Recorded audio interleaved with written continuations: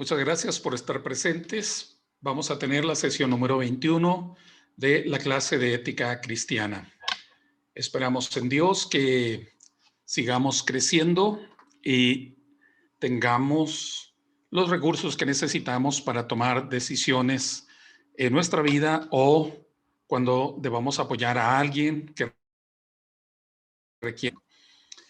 Hemos estado hablando acerca del respeto por la vida. Hemos estado hablando acerca de lo valioso que es para Dios toda vida, independiente de su condición moral, independiente de sus circunstancias o condiciones físicas o condición social. Y para nosotros es muy importante entender este principio. Hemos estado revisando acerca de lo que puede implicar el mandamiento de no matarás. En esta ocasión vamos a mirar sobre el final de la vida.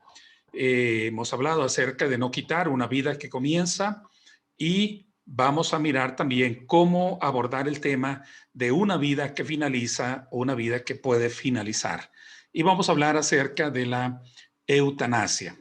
Vamos a volver a la presentación para hacer las siguientes consideraciones.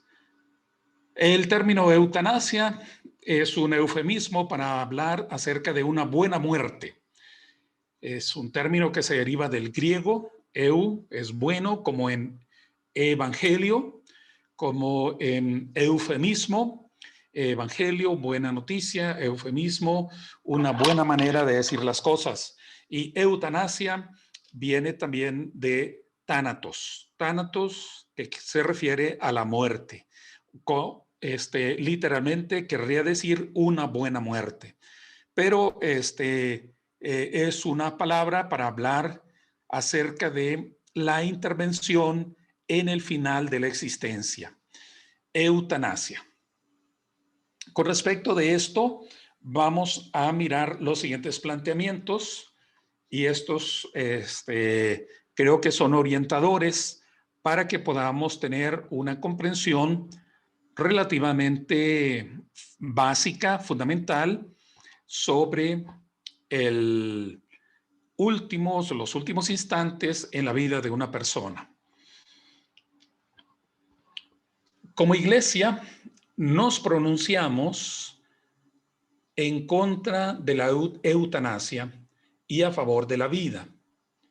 Queremos indicar que nuestra posición trasciende el tema de la eutanasia y postula un profundo respeto por toda vida y especialmente por la vida humana. Defendemos la vida humana no solo en su aspecto biológico, sino en todas sus dimensiones. Aspiramos a que todos los hombres gocen de una vida verdaderamente humana, que disfruten, entendida rectamente, no solo de vida, sino de calidad de vida. Esta parte tiene varios aspectos que me parecen muy relevantes y uno de ellos es que estamos a favor de la vida. Estamos a favor de la vida y estamos a favor de la vida quiere decir queremos que toda persona viva una calidad de vida que sea significativa. No solamente queremos que una persona viva o sobreviva, sino que sus condiciones de vida sean dignas, sean en términos de lo que Dios aspira para cada uno de nosotros, que haya el respeto, ¿verdad? No se trata únicamente de que alguien viva, pero que no importa si está viviendo como esclava sexual o no importa si está viviendo en la extrema pobreza. No solamente queremos que alguien viva, sino nuestra preocupación y nuestro anhelo, nuestra oración debe de ser porque toda persona realmente alcance las condiciones que implican el shalom de Dios, que es la justicia, la dignidad, el bienestar en las relaciones, la plenitud, que toda persona alcance un nivel elemental, fundamental de vida. Y esto es lo que nosotros queremos. No solamente estamos en contra de que se corte la vida, de que se quite la vida a alguien, sino Lo que queremos es que haya una plenitud de vida en toda persona. Respetamos todo lo que significa la existencia de la persona y por lo tanto esto es lo que pretendemos, ¿no? Nos declaramos en contra de la legalización y despenalización de la eutanasia.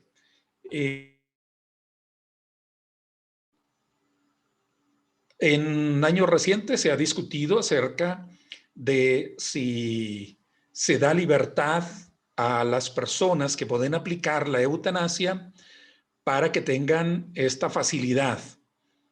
Hemos escuchado algunos casos que son incluso denominados de una manera muy grotesca. El carnicero de no sé dónde le pusieron a un enfermero alemán porque cuando él juzgaba que una persona ya no tenía futuro, pues le aplicaba una inyección para que terminara lo más pronto la vida. Cuando fue descubierto, fue acusado legalmente por como asesinatos. La cuestión aquí es si se estaba buscando así como una legalización de los médicos que dijeran, bueno, esta vida ya no tiene futuro, esta existencia no tiene un remedio, no hay algo mejor. Y entonces, pues aplicamos una inyección, aplicamos algo con lo que la persona pueda terminar sus días lo más pronto posible y quitar la agonía. Lo buscan a veces los médicos, pero también las personas que están en una condición de enfermedad extrema, enfermos terminales o personas que están como producto de un accidente con muchas limitaciones, piden que se les permita, que se les autorice que a alguien les aplique algo, lo que se requiera para que finalicen sus días. Y ha habido esta búsqueda de legalizarlo, despenalizarlo, y entonces que se haga de una manera libre.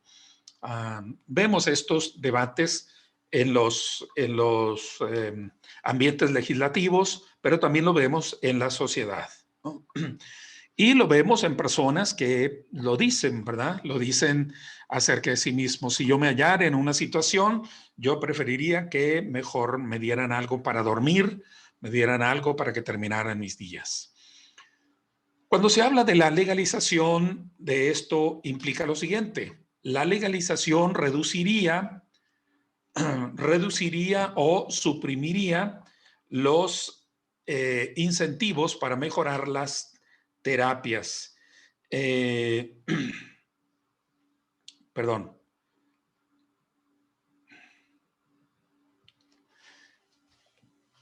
Suprimiría los incentivos para mejorar las terapias, tratar de curar lo incurable. Es como que se dijera, bueno, esto ya no, si algún médico dijera, esto no tiene solución, ya no tiene caso que le apliquemos otros medicamentos, no tiene caso que busquemos otro tratamiento o que continuemos con algún tipo de analgésicos. Hay que terminar con esta existencia. Aparte, algunas veces se ven los elementos económicos, porque dicen esto ya está costando demasiado, ¿no? Está costando mucho, esto ya no tiene remedio. Se invierte demasiado en los casos extremos, en los casos de enfermos terminales, consumen mucho medicamento, consumen mucho del equipo médico, mucha atención, ocupan las camas y entonces en términos pragmáticos se llega a decir, bueno, mejor, ¿verdad? Invirtamos los recursos que tiene la nación, invirtamos los presupuestos en las vidas que todavía van a progresar, que tienen algo que aportar a su entorno, pero vidas que ya no tienen solución, mejor habría que terminar. Y entonces aquí a veces la búsqueda de poner leyes es el hecho de ya no buscar incentivos para mejorar las terapias, ya como que se establecieran criterios de decir, estos casos ya no hay que ponerle intenciones, ya no hay que buscarle, y entonces aquí se corta todo nuevo intento. Ya no se buscan más apoyos de nuevos medicamentos. Y también implica el evitar el trato más esmerado al moribundo en los aspectos médicos, psicológicos, religioso y humano, ¿verdad? Todo esto se suprimiría, ya habría como una finalización ahí, ya no hay un acompañamiento, ya no hay una presencia de alguien que prodigue los cuidados, sino que se le abandona para que tenga su terminación lo más pronto posible. Es como propiciar que venga también una depresión y con esa depresión pues el enfermo termine lo más pronto posible.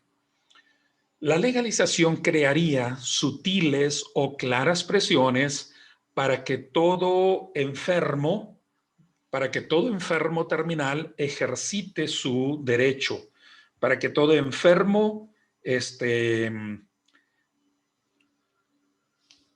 le privaría de estos elementos, ¿sí? Le privaría de esos elementos, de ejercer su derecho, de decir, tengo derecho a morir de la mejor manera posible, tengo derecho a terminar, tengo derecho a finalizar, tengo derecho a concluir mi existencia de la manera más, ¿cómo sería? De la manera más entera, de la manera más humana, y simplemente así como que se podría practicar el abandono de enfermos, el abandono de casos extremos. En estos enfermos fácilmente surgirían sentimientos de culpa para seguir viviendo o bien resentimientos ante insinuaciones reales o supuestas. Esto daría al médico probablemente el derecho de decir, ¿sabes qué? Tú ya estás, como le dijeron a un enfermo, estás gastando oxígeno de más. Deje el oxígeno para la gente que está sana, para la gente que va a aportar. Tú solamente vas a sobrevivir unos días o probablemente unas semanas, pero te vas a consumir demasiado. Estás ocupando una cama que bien podría usarlo una persona que al recuperarse aportaría. Tú ya no vas a salir de aquí. Te va a llevar esto demasiados días y el hospital va a invertir demasiado en tu persona. La verdad es que hay prácticas de eutanasia sin el derecho legal, porque en varios casos que nos hemos dado cuenta, los médicos dejan de atender, dejan de hacer las visitas rutinarias, cada vez las hacen más prolongadas, cada vez hay menos participación de enfermeros, no hay una práctica de buscar un mejor medicamento, tampoco hay una atención psicológica para la persona que está agonizando, que a veces esas agonías se hacen muy prolongadas. Hablando de la legalización, un bien jurídico tan grande como la vida se vería expuesto al relajar la prohibición de matar a lamentables abusos o errores. Se abriría una grieta en el bien jurídico fundamental. Estamos viendo aquí el conflicto de que tal vez se diga, bueno, yo no le estoy matando, pero se puede dejar que alguien muera. Se puede dejar por la pasividad, por el abandono, se puede hacer que alguien muera. Y entonces aquí nosotros nos encontraríamos con este problema jurídico, ¿no? Habría aquí un relajamiento. Muy bien, la ley me prohíbe matar y yo no lo estoy matando, pero con la pasividad, con el abandono, podría caerse en abusos o en errores, ¿sí? Esta es parte de los de los dilemas o parte de los elementos que están en el dilema. Rechazamos las acciones que significan eutanasia. ¿Por qué? Una persona que queda cuadrapléjico, ya no tiene movimiento de sus piernas ni de sus brazos, lo único que tiene es función cerebral, tiene por ahí función de su cuello, puede deberse a un accidente, puede deberse a una enfermedad, hay distintas enfermedades o distintos males que los pueden llevar a quedar en una condición parapléjica y puede quedar totalmente parapléjico y puede llegar a decir esta vida no es digna, esta vida ya no es en realidad algo aceptable, ya no es valiosa, ya no quiero vivirla. Entonces yo pido que alguien me aplique lo que sea para que yo muera lo más inmediato posible. El planteamiento de la Iglesia es que no estamos en ese derecho como personas, no estamos en ese derecho, ¿no? Rechazamos las acciones que significan la eutanasia. La persona no debería tomar una decisión de pedir, ¿verdad?, que se le mate. Punto 4. Aceptamos en circunstancias especiales la distanasia y la ortotanasia. ¿Qué quiere decir? Ni abreviar la vida ni prolongar la agonía. Quiere decir en el hecho de la ortotanasia, que es como dejar que muera a su tiempo a alguien. Como si hay un cuerpo que está vivo, pero que ya no tiene funciones cerebrales, sí se le debe desconectar de los aparatos que mantienen con vida ese cuerpo. Una persona que tiene muerte cerebral por un tumor, por un fuerte, grave accidente cerebrovascular, por lo que sea, si hay una muerte cerebral y ya no hay reacciones, ya no hay progreso, ya no hay avance y ese cuerpo está en vida. Es decir, se puede practicar lo que se llama la ortotanasia, que es ya no seguir prolongando la vida de ese cuerpo. Entenderíamos entonces que hay ciertos aspectos con los cuales uno puede practicar no lo que se define como eutanasia, sino lo que tiene que ver con distanasia y ortotanasia, que tiene que ver con no seguir interviniendo para prolongar la vida de algo que ya no tiene sentido, ¿no? La vida de algo que ya no es vida. Por ejemplo, estaríamos hablando aquí de cuerpos sin personas, ¿verdad? Cuerpos sin personas. Cuando hay esa muerte cerebral, cuando ya no hay ninguna reacción, ninguna función cerebral y solamente se ha estado prolongando el cuerpo a través de los aparatos. Y entonces sería desconectar esos cuerpos y dejar que el cuerpo muera en el tiempo que habrá de morir.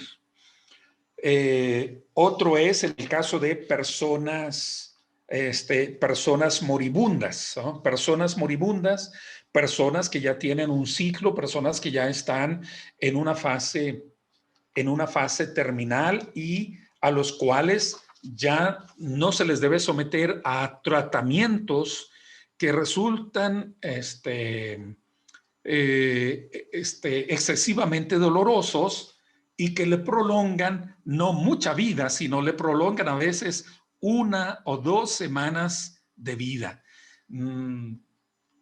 Ahí es practicar la ortotanasia o distanasia, como es distanciándose. Ya no vamos a intervenir porque en realidad no hay un progreso, no va a haber una posible mejoría o una significativa mejoría. Algunas veces también se piensa en el caso de personas sin un futuro personal. como en el caso de bebés que nacen sin cerebro, ¿verdad? Nacen sin cerebro y sobreviven porque pues están con aparatos, están con medicamentos, pero no es autónomo. Entonces aquí es posible esta práctica, es posible esta disposición de la distanasia, que es como dejar morir, ¿no? Dejar morir. No se le aplica para que muera en el instante, solo se deja morir, ¿no? No es el caso de todas las enfermedades, ¿no? No es el caso incluso de los síndromes o de como el síndrome Down y otro que en realidad pues son personas que pueden vivir 20, 30 años o más, pero nos referimos a casos mucho más complejos, ¿no? Mucho más complicados en los cuales son personas que no tienen un futuro personal, ¿no? Como les decía alguien así, ¿no? Quien nace descerebrado. También se considera aquí el caso de personas con horribles cargas, personas con horribles cargas, personas que tienen quemaduras de tercer grado o no sé hasta qué grado hay, personas que tienen quemaduras extremas, de grado extremo y que quedaron totalmente deformes y que son solamente como un muñón sobre si hay que sostenerlos con vida o dejar que lo que era parte de un cuerpo llegue a su final. Es parte de la posible práctica de la eutanasia, pero que no es la eutanasia clásica, sino serían estos extremos, ¿sí? Donde no se abrevia la vida ni se prolonga la agonía. Esta práctica o estas prácticas tienen que ver con respetar el proceso natural de morir, lo que tradicionalmente se llama eutanasia pasiva o negativa, que es dejar de intervenir. Dejar de intervenir para no prolongar la agonía, ¿no? Creemos también que la distanasia y la ortotanasia no van contra la compasión por el enfermo moribundo, porque no es un abandono total de la persona, sino que la asumen de manera más profunda. No, tiene que ver con el hecho de, por ejemplo, ya no aplicar probablemente un medicamento porque solo están prolongando una agonía, pero esto no significa dejarle totalmente solo a la persona, sino habría que practicar una compasión con ese enfermo, brindarle la compañía, brindarle el sostenimiento emocional, estar con la persona cuando está muriendo, cuando está agonizando.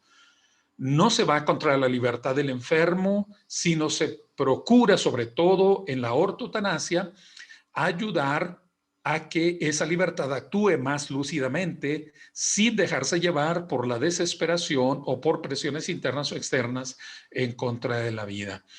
Tengo algunos colegas, algunos compañeros que en Estados Unidos se dedican a esta función de acompañar en las fases terminales a los enfermos. Y cuando alguien está así ya con un efecto de distanasia o de ortotanasia, pues les llaman para que estén más tiempo con los pacientes, para que les acompañen más tiempo, para que les ayuden en ese momento que se acerca ya a su final. Y es una práctica muy, muy compasiva de los servicios médicos, ¿no?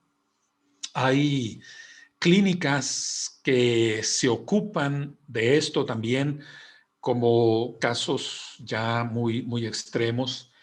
Mi hermana que falleció hace 2 años, ella murió de cáncer y le llevaron a una clínica intermedia en donde ya en su fase agónica estuvo constantemente acompañada, dejaban que estuvieran familiares en la sala o en su habitación más bien, dejaban que estuvieran ahí familiares, que hubiese familiares muy cerca, para que en el momento que ella lo pidiese, ese familiar pudiera llegar. Son tratamientos de compasión para ayudar a que ese final llegue con la menos ansiedad posible, la menos angustia posible, y la persona acepte el final psicológica y emocionalmente. Punto 6. No se puede ser responsable ante la vida si no se es responsable ante la muerte.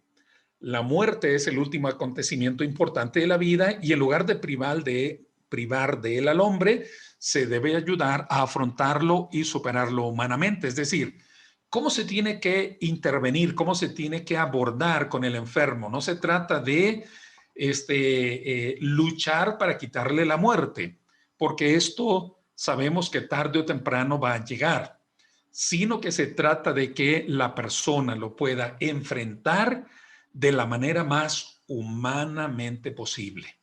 ¿Cómo hacer que ese final, que esta culminación de la existencia tenga la calidad, la sensibilidad, el sentimiento de dignidad más apropiada para la persona que está agonizando? De esto se trata. El deber de los médicos es el de utilizar todos los medios a su alcance que pueda para atenuar, dentro del respeto a la vida y a la persona, la angustia y el sufrimiento.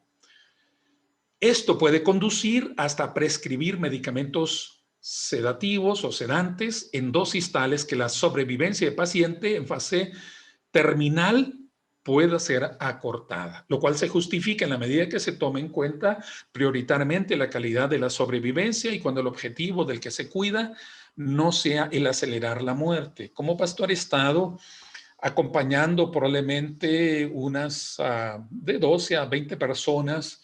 No las pude hacer un recuento completo de personas que terminan su vida. Y esto ha sido siempre fue muy complicado. Cuando empezaba mi pastorado, me tocó el primer evento, una mujer en edad mediana, que no era miembro de la iglesia, pero era amiga de una anciana de la iglesia, me llamó por mediación de la miembro de la iglesia y me pidió que fuera a visitarle. Yo solo sabía que estaba enferma, pero cuando llego ella así abruptamente me dice: mira, pastorcito, yo tenía 21 años, me dice: estoy muriendo, quiero que me ayudes a morir. Y bueno, ahí me desarmó totalmente, ¿no? Yo no tenía ninguna experiencia y era bastante novato en cosas de la vida. Y bueno, me obligó a que le acompañara, me obligó a que la visitara por lo menos una vez en la semana. Y durante 6, 7 semanas estuve visitándole, acompañándole hasta que ella murió. Y bueno, después de eso, pues me ha tocado otros casos. Uno de los últimos casos me tocó estar en una visita en Estados Unidos a una hermana que tenía cáncer y ya ella estaba solamente con sedante, ella ya no estaba en tratamientos, únicamente con sedantes. En Estados Unidos, cuando están todavía conscientes las personas, les dan la libertad de que ellas mismas se apliquen la cantidad de sedante que necesiten. Y yo le vi 3 días. Un día, el primer día que la visité, se aplicaba el sedante cada 2 o 3 horas. Al día siguiente ya era cada media hora. Y el último día, ya cuando ella murió, ella se aplicaba el sedante ya casi cada 5 o 10 minutos porque el dolor aumentaba de manera progresiva y ya ella llegaba un momento en donde perdía las sensaciones, perdía la noción de convivencia con su entorno. Y bueno, fuimos viendo cómo se apagaba una vida. Creo que se trata de utilizar los elementos más compasivos para ayudarle a que la persona se despida en la manera menos indigna posible. Como parte también de la declaración ética, consideramos aquí lo siguiente: apoyamos la prohibición legal de la eutanasia voluntaria, sin embargo, sugerimos aumentar los cuidados y el acompañamiento a los moribundos. Y finalmente, los últimos momentos de la vida son muy importantes. Aunque se hayan agotado los recursos médicos, aunque parezca que ya nada tiene sentido, ante la muerte inminente, la presencia a través del silencio, la sonrisa suave, tienen un enorme sentido de humanizar el último adiós. Precisamente en este sentido trascendente brilla uno de los aspectos más luminosos de la muerte. El hombre no debe, ni por sí ni por medio de otro, privarse de la vida. En la muerte, la vida no es algo que se pierde o se arrebata, sino una ofrenda, el acto humano más profundo, la suprema autodonación al Señor de la vida. Alguna vez me preguntó un hermano sobre esta cuestión, porque a él le diagnosticaron cáncer de colon y empezó a sufrir tremendamente. Y él en un momento sí tomó la decisión de que le aplicaran una inyección para que muriera. Y le pidió a su esposa que interviniera. La inyección se los dio la enfermera y lo iba a aplicar la esposa para que la enfermera en todo caso no tuviera complicaciones. Pero no murió por el intento, sino murió hasta unos días después en un proceso ya natural. Pero sí llega un momento en el cual un enfermo llega a pedir a gritos la muerte. Pero pues es como un último esfuerzo en el cual se trata de mantener la fe y se trata de mantener el respeto a al proceso natural de la vida. Estos son los elementos o estos son los aspectos en los cuales tiene que ver con la eutanasia. Muchas gracias por su atención. Dios les bendiga. Tenemos unos 10 minutos máximo si hay algún comentario o pregunta y vamos a cerrar aquí la presentación para poder participar en este diálogo que siempre será muy enriquecedor. Adelante, Bere, por favor. Por favor, hagan preguntas fáciles.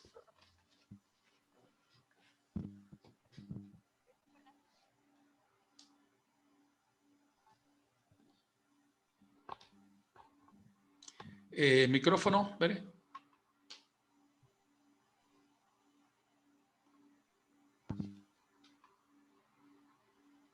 No escucho, o solo yo no escucho.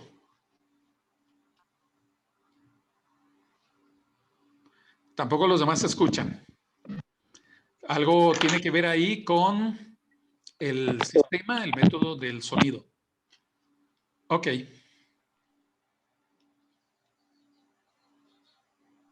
¿Me escuchan ahí? No.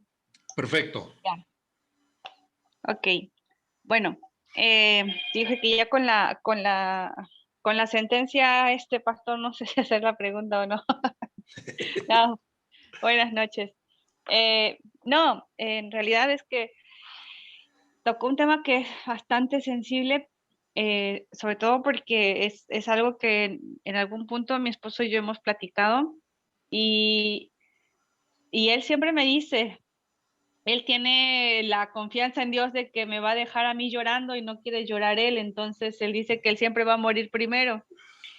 Hierba Y yo mala sí, nunca muere. Sí, es lo que yo digo, pero él se hace la voluntad. No, Ajá. él siempre me comenta, por ejemplo, que él dice, si yo en algún momento, por mi cuestión de salud tan degenerada, quizá en su momento, todos sabemos cómo funcionan las enfermedades crónico-degenerativas, él siempre me dice, yo no quisiera que si en algún momento dado tuvieses que elegir entre prolongar mi vida, lo hagas. Y aparte más allá de quizá la carga o la responsabilidad moral o ética o como cristianos de decidir sobre algo así tan delicado, obviamente que están involucrados los sentimientos, pero siempre pensaba yo, o he pensado cuando tocamos ese punto, de hasta dónde yo tengo la libertad o hasta dónde yo podría tener el derecho de decir, bueno, eh, no sé, sufre un paro cardiorrespiratorio y él me pidió que ya no lo reanimen, por ejemplo, ¿no? ¿Hasta dónde yo tengo el derecho de decir, no, no lo hagan, no insistan, su última voluntad o su pedido siempre fue que yo no haga intentos por mantenerlo con vida, no sabiendo cuál va a ser su condición después de?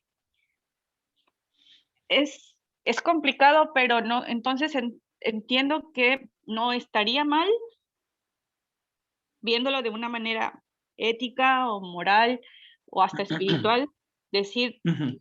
bueno, yo respeto quizás su decisión o su voluntad de, de no intentar más intervenir por su sobrevivencia. No es lo mismo que decir, él está consciente y me pide que le ayude a bien morir, como se dice, ¿no? Ahora lo que sería la eutanasia como tal. Ujú, ujú. No estaría mal. Moralmente no, y la iglesia adoptó esta postura de la eutanasia pasiva, eutanasia negativa o ortotanasia. Esto es, este, no, no vamos a prolongar agonías, no hay que prolongar agonías, no tiene sentido, no tiene caso prolongar agonías, ¿no? Eh, Sobre todo cuando son ya muy evidentes situaciones que no tienen solución. No habrá un cambio. Lo único que habrá será alargar, ¿verdad? Alargar la enfermedad, alargar el estado crónico de un paciente o alargar la condición de maltrato para un cuerpo, ¿no? Entonces, bajo estos términos, tenemos la convicción de que es aceptable la, la ortotanasia, ¿sí? Dejar que las cosas sigan su curso natural y Okay. ya no empeñarse ni en la aplicación de aparatos ni en la aplicación de otros medicamentos que no sean los sedantes, como que sean los paliativos para tener una muerte digna. Ese sería el Okay. punto de vista. Y entonces que deje a Abraham por escrito esa petición. Sí, porque yo no sé si le voy a hacer caso tal cual. Sí. No sé, es complicado, pero sí, o Sí. sea, siempre genera en mí no sé, esa reflexión, ¿no? De Ujú. hasta dónde yo puedo decir, sí, está bien, no lo hago, no intervenimos más. Es complicado, pero, Sí. pero partía mucho también de ese sentir si tengo derecho o no, eh, en ese caso, de decidir algo tan delicado, por ejemplo. Gracias, pastor. Gracias, gracias, Bene. Hermano Pedro. Pues hermano, Dios les bendiga. Hermano. Hermano, quería preguntarle si es posible dentro de estas legalizaciones considerar lo siguiente, ¿sí? ¿Cómo se podría calificar éticamente la decisión de los médicos al decir qué persona atender por alguna situación como la que se está viviendo actualmente con la pandemia? Uh-huh.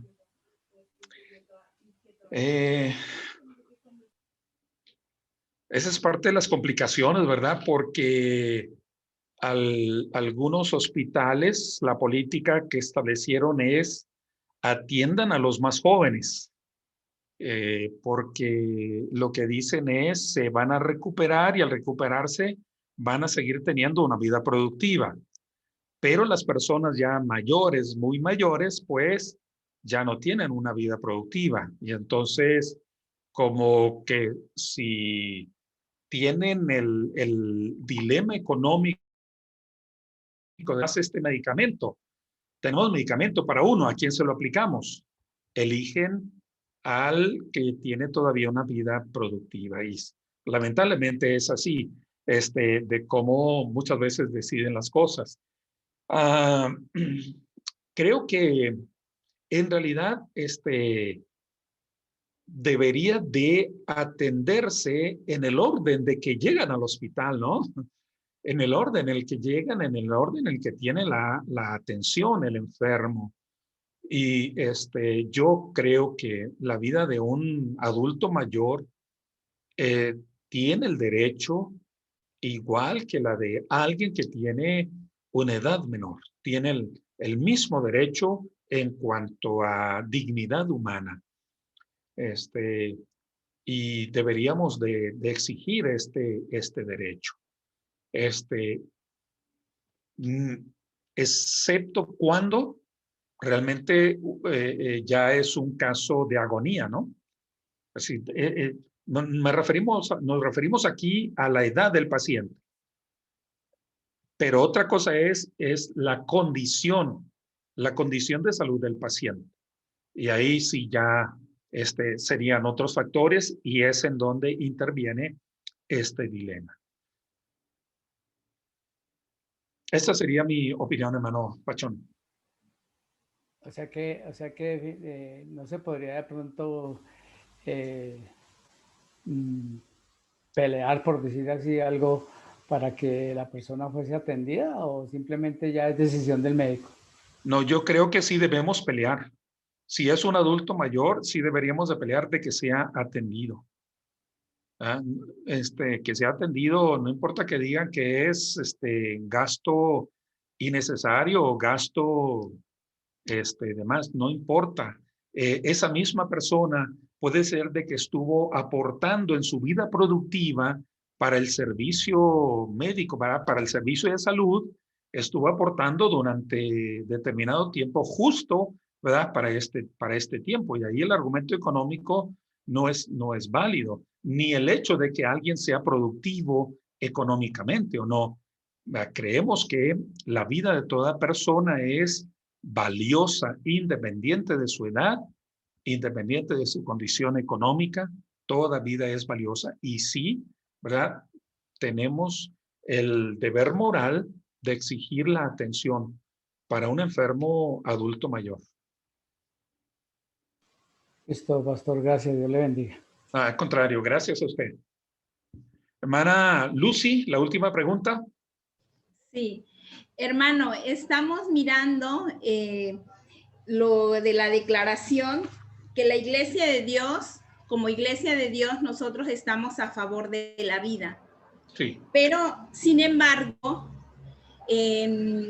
cuando hay una violación y la persona sale embarazada, ahí sí es aceptable que pueda haber un aborto. No entiendo mucho, pero el que nosotros como iglesia, la postura sea a favor de la vida, creo yo que también tendríamos que luchar, ¿no? En este caso no conozco hasta de algún caso que haya habido violación y que haya resultado embarazada. Bueno, no lo tengo. Pero estas declaraciones, hermano, mi pregunta es, de las posturas que tiene la iglesia, con los años, yo he mirado, Orla, ¿me pones ¿me conectas? Perdón, hermanos, con los años he mirado que, por ejemplo, las posturas que nos está dando, para mí son nuevas. Todo lo he aprendido, por así decirlo, de que sé que no es nuestra postura como iglesia. Por ejemplo, lo del aborto, que estamos a favor, lo de la eutanasia, lo de la cremación, todo eso, porque pasa como de mis padres, ¿verdad? De mi abuela hacia mí, y yo se lo enseñé a mis hijas. Y mis hijas ahora con mis nietos, ¿no? Pero, ¿dónde en la iglesia, por ejemplo, nosotros en México tenemos estatutos por escrito, tenemos manuales, tenemos incluso lo que hace la iglesia, cada departamento, y viene todo por escrito, tenemos manuales de evangelismo, manuales para matrimonio, de todo. ¿Por qué esto que es tan importante? Hasta donde yo sé, que han sido muchos años, no tengo idea de que estén por escrito y que nosotros como iglesia podamos tener esa facilidad, tanto los líderes, los pastores, los que están, pudiésemos nosotros transmitirlo a la iglesia. Yo no sé si en otro país, pero hablo de mi país, o sea, en México, ¿verdad? Pero porque sí es muy importante lo que estamos aprendiendo en esta materia. Ok.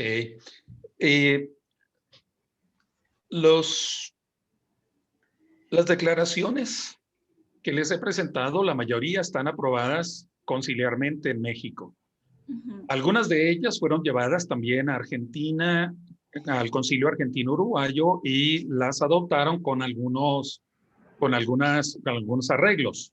Sí. En nuestro caso, no están todas las declaraciones en un solo documento, excepto en acuerdos conciliares vigentes, pero están en la página de la iglesia, están en la página digital, están ahí en el sitio de la iglesia, y ahí se pueden consultar las declaraciones éticas que tenemos aprobadas. Algunas de las declaraciones quedaron presentadas, pero no aprobadas. Se presentaron, pero no se discutieron y no se llegó a una aprobación, pero están ahí como presentadas, y otras se quedaron solamente como en un trabajo de elaboración. ¿Ok? Entonces, algunas de estas sí están ya confirmadas, como el de la eutanasia. Es del 95, fíjese, ya tiene 25, 26 años casi. Y el del aborto también, ese creo que viene, no me recuerdo si del mismo año, pero también ya había anteriormente un acuerdo sobre ese punto. Bueno, creo que pues sí ha sido una carencia, una necesidad de poder tenerlos en un solo documento para que sean más fáciles de manejar. Lo que hemos visto a lo largo de los años es que muchas veces los pastores no llevaron las resoluciones a las iglesias, y entonces pues muchas de las iglesias, muchos de los miembros no se enteraron qué es lo que se aprobó durante los concilios o se ha hecho, ¿verdad? Y lo otro es en el asunto acerca de el otro que quería comentar es con respecto a el aborto en el caso de violación. Eso no está explícito en la declaración. Eso no es. Yo señalé que en ese punto había un debate, hay diferentes opiniones. Algunos opinan que solo en el caso de cuando está en vida la madre es cuando se permite el aborto, se permite sin condenación, ¿verdad? Se entiende que es un pecado quitar la vida de un feto, es un pecado, pero como otros pecados, ¿verdad? Son sobrellevados por cierta condicionante. Y entonces decía que para algunos el caso de violación también es condicionante permitida. Pero es igual, estamos hablando de que es quitar una vida, no se está diciendo que no es quitar una vida, es un pecado. El punto es si es perdonado. Ojalá y nunca se vean en una condición de tomar una decisión así, porque son muy complicadas las cosas, ¿no? Sin embargo, yo sí sé de personas que lo han hecho. Personas que lo han hecho. Entonces, este es el tema de hoy. Muchas gracias por su atención. Muchas gracias por ser parte de esta clase. Dios los bendiga. Vamos a finalizar aquí. Les deseamos